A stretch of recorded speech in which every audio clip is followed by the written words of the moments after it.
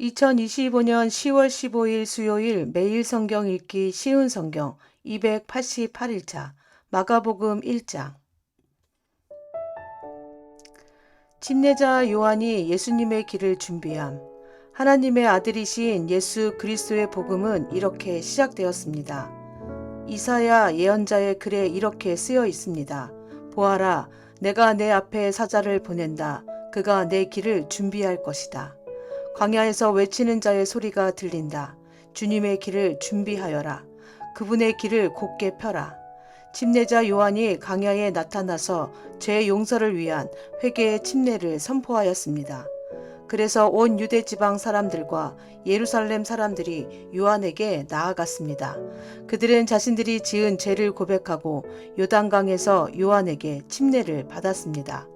요한은 낙타털로 만든 옷을 입고 허리에는 가죽띠를 띠고 메뚜기와 들꿀을 먹었습니다. 요한은 사람들에게 이렇게 선포하였습니다.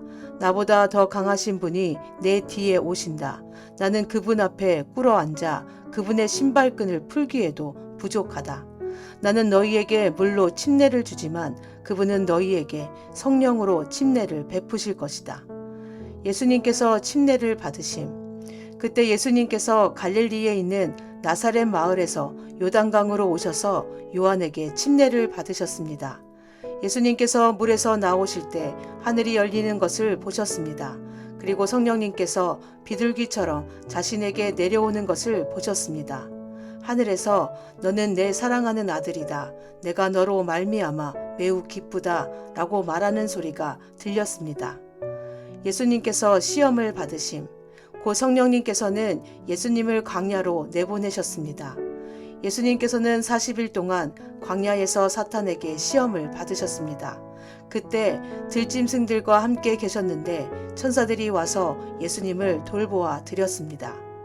하나님 나라를 선포하심. 요한이 감옥에 갇힌 뒤 예수님께서는 갈릴리로 가셔서 하나님의 복음을 전하셨습니다. 예수님께서는 때가 되었다. 하나님 나라가 가까이 왔다. 회개하고 복음을 믿으라고 하고 말씀하셨습니다. 제자들을 부르심.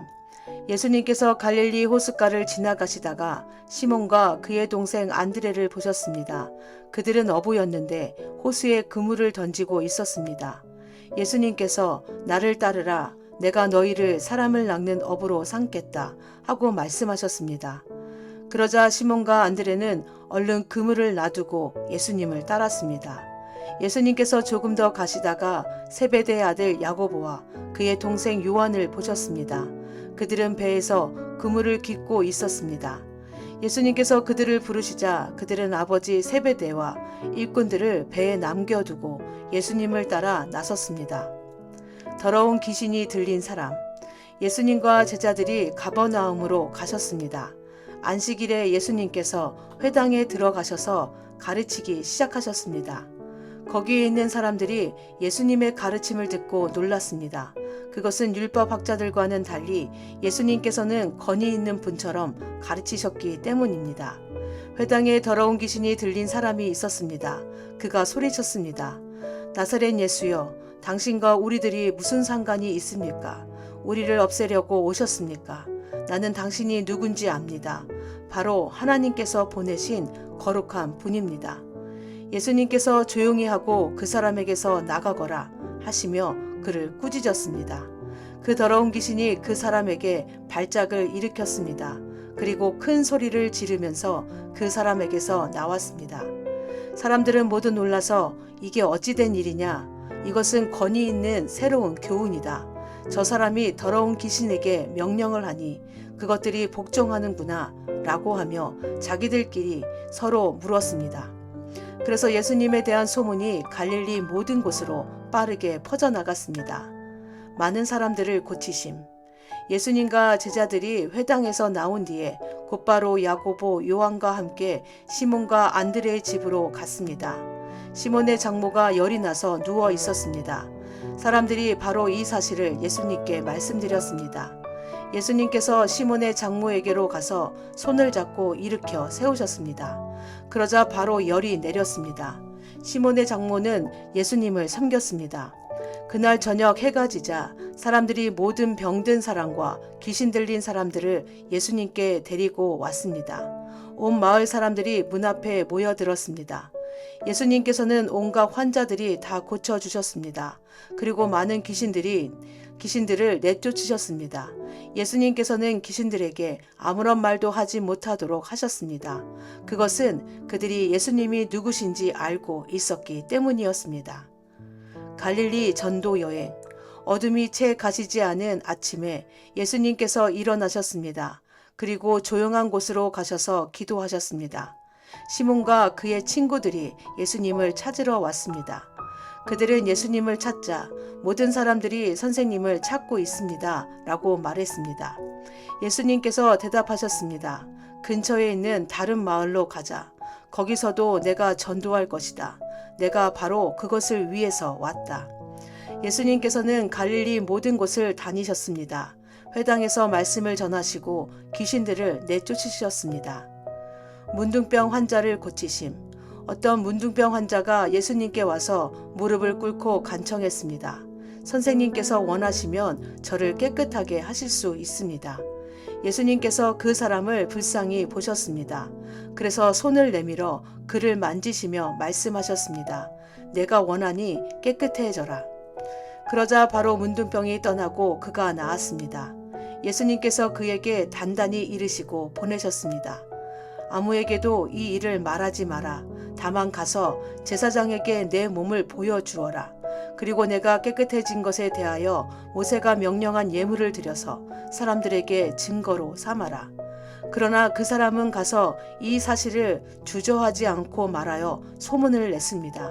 그래서 예수님께서는 마을에 들어가실 수 없을 정도가 되었습니다. 예수님께서는 사람이 없는 곳에 머무셨습니다.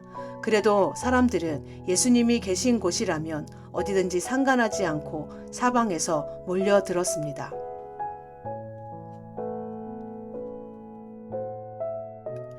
마가복음 2장. 중풍병 환자를 고치심.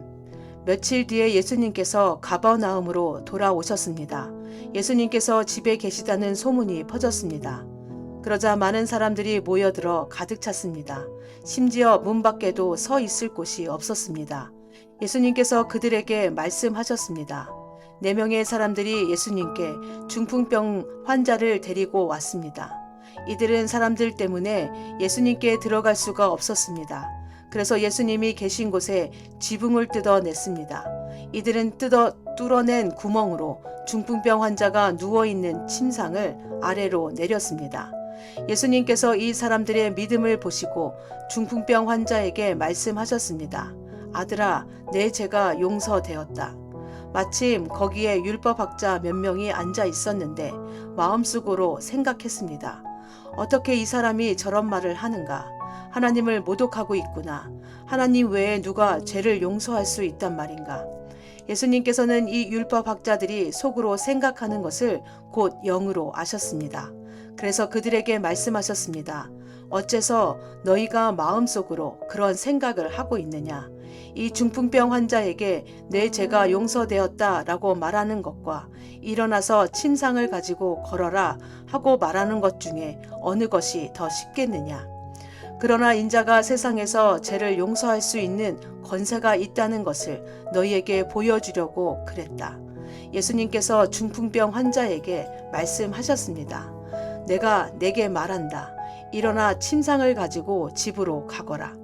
중풍병자는 일어나 침상을 들고 모든 사람이 보는 앞에서 걸어 나갔습니다. 사람들이 놀라서 하나님께 찬송을 드렸으며 우리는 이와 같은 일을 본 적이 없다라고 말하였습니다. 레위를 부르심. 예수님께서 다시 호수로 가셨습니다.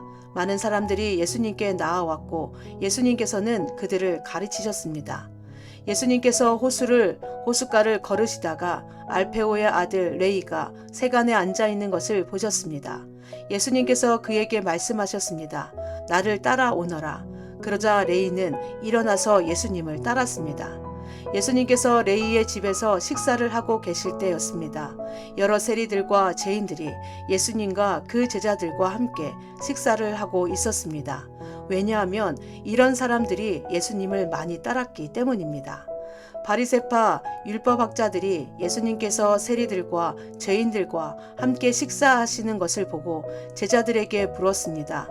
어째서 너희 선생님은 세리와 죄인들과 먹고 마시느냐?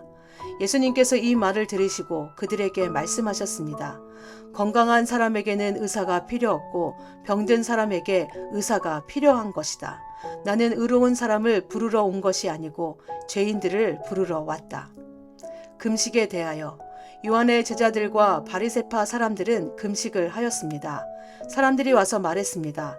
요한의 제자들과 바리새파 사람의 제자들은 금식을 하는데 어째서 선생님의 제자들은 금식을 하지 않습니까?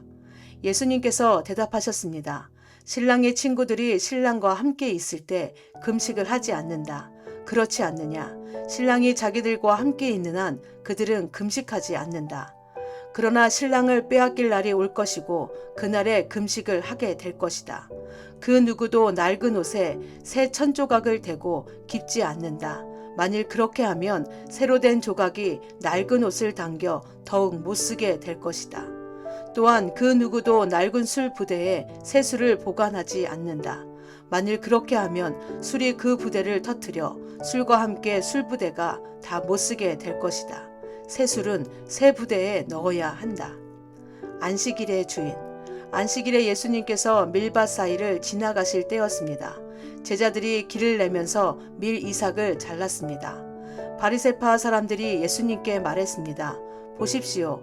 어째서 선생님의 제자들은 안식일에 율법을 어깁니까? 예수님께서 대답하셨습니다. 다윗과 그 부하들이 배가 고파 먹을 것이 필요했을 때 다윗이 어떻게 했는지 읽어보지 않았느냐?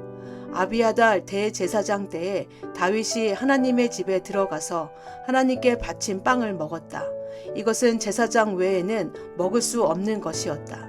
그러나 다윗은 그 빵을 자기와 함께 있던 사람들에게 주기까지 했다. 예수님께서 바리새파 사람들에게 말씀하셨습니다. 안식일은 사람을 위해 생긴 것이지 사람이 안식일을 위해 생긴 것이 아니다. 그러므로 인자가 안식일의 주인이다. 마가복음 3장. 손이 오그라진 사람을 고쳐주심. 예수님께서 회당에 들어가셨습니다. 거기에는 손이 오그라진 사람이 있었습니다. 사람들은 예수님을 고발하려고 예수님께서 안식일에 그 사람을 고쳐주시는지 지켜보고 있었습니다. 예수님께서 손이 오그라진 사람에게 말씀하셨습니다. 일어나서 나오너라. 그리고 그들에게 물으셨습니다. 안식일에 좋은 일을 하는 것이 옳으냐? 나쁜 일을 하는 것이 옳은 것이냐? 사람의 생명을 살리는 것이 옳으냐? 죽이는 것이 옳으냐? 그러자 사람들이 아무런 대답도 하지 못했습니다. 예수님께서 분노하시며 주위를 둘러보시고 사람들의 마음이 굳은 것을 아시고 슬퍼하셨습니다. 예수님께서 그 사람에게 말씀하셨습니다. 내 손을 펴보아라. 그 사람이 손을 내밀자 그 손이 나았습니다. 바리새파 사람들이 거기를 떠나 헤롯 땅 사람들과 함께 예수님을 죽일 계획을 세웠습니다. 많은 사람들이 예수님을 따름. 예수님께서 제자들과 함께 호수로 가셨습니다. 그러자 갈릴리에서 온 많은 사람들이 예수님을 따라왔습니다. 그리고 유대와 예루살렘과 이두메와 요단강 건너편 두로와 시돈 지방에서도 많은 사람들이 예수님이 행하신 일에 대한 소문을 듣고 찾아왔습니다. 예수님께서는 몰려드는 사람들이 너무 많아 제자들에게 배를 준비하라고 말씀하셨습니다. 예수님께서 많은 사람들을 고쳐주신 까닭에 병에 걸린 사람들이 예수님을 만지려고 밀려들었던 것입니다. 더러운 귀신들은 예수님을 보기만 하면 앞에 엎드려서 당신은 하나님의 아들이십니다 라고 소리쳤습니다. 그러나 예수님께서는 귀신들이 예수님을 드러내지 못하도록 그들을 엄하게 꾸짖으셨습니다. 12명의 제자들을 뽑으심. 예수님께서 산 위에 올라가셔서 원하시는 몇몇 사람들을 부르셨습니다. 그러자 그들이 예수님께 올라왔습니다. 예수님께서 12사람을 세우시고 이들을 사도라고 부르셨습니다. 예수님께서는 그들과 함께 하시면서 그들로 하여금 나가서 말씀을 전하게 하셨습니다. 또한 귀신을 내쫓는 권세도 주셨습니다. 예수님께서 12사람을 세우셨는데 그들은 예수님께서 베드로라는 이름을 지어주신 시몬과 천둥의 아들들이란 뜻으로 예수님께서 보아너게라는 이름을 지어주신 세베대의 아들 야고보와 그의 동생 요한, 안드레와 빌립, 바돌로메, 마테, 도마, 알페오의 아들 야고보, 다데오, 열심당 출신의 시몬, 그리고 예수님을 배반한 가룟 출신의 유다입니다. 사람들이 예수님께 귀신이 들렸다고 말함. 예수님께서 집에 오시자 다시 많은 사람들이 모여들었습니다. 그래서 예수님과 제자들은 식사도 할 수 없을 지경까지 되었습니다. 예수님의 식구들이 예수가 정신이 나갔다고 말하는 소리를 듣고 그를 잡으러 왔습니다. 예루살렘에서 온 율법학자들은 이렇게 말했습니다. 예수가 바알세불이 들렸다. 예수는 귀신들의 우두머리에 힘을 빌어서 귀신을 내쫓는다. 예수님께서 사람들을 불러 모으시고 비유로 말씀하셨습니다. 사탄이 어떻게 사탄을 내쫓을 수 있느냐? 만일 나라가 자기들끼리 나누어 싸우면 그 나라는 제대로 설 수 없다. 만일 한 집안이 자기들끼리 나누어 싸우면 그 가정은 제대로 설 수 없다. 만일 사탄이 자기들끼리 나누어 싸우려고 일어나면 스스로 망할 것이다. 먼저 힘센 사람을 묶어 놓지 않으면 그 사람의 집에 들어가 그의 재산을 약탈할 수 없다. 묶어 놓은 뒤에야 그 집을 약탈할 것이다. 내가 너희에게 진정으로 말하는데 사람들이 무슨 죄를 짓든지 어떤 비방을 하든지 그것은 모두 용서받을 수 있다. 그러나 성령님을 모독하는 죄는 결코 용서될 수 없다. 그것은 영원한 죄이다. 이 말씀을 하신 것은 율법학자들이 예수님께 더러운 귀신이 들렸다고 말했기 때문입니다. 예수님의 진정한 가족, 예수님의 어머니와 형제들이 도착했습니다. 그들은 밖에 서서 사람들을 보내 예수님을 불렀습니다. 사람들이 예수님 주위에 앉아 있다가 예수님께 말했습니다. 보십시오, 선생님의 어머니와 형제들이 밖에서 선생님을 찾고 있습니다. 예수님께서 대답하셨습니다. 누가 나의 어머니이고 누가 나의 형제냐?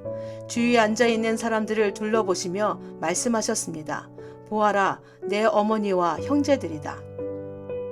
누구든지 하나님의 뜻대로 행하는 사람이 나의 형제와 자매이며 또한 어머니이다. 아멘.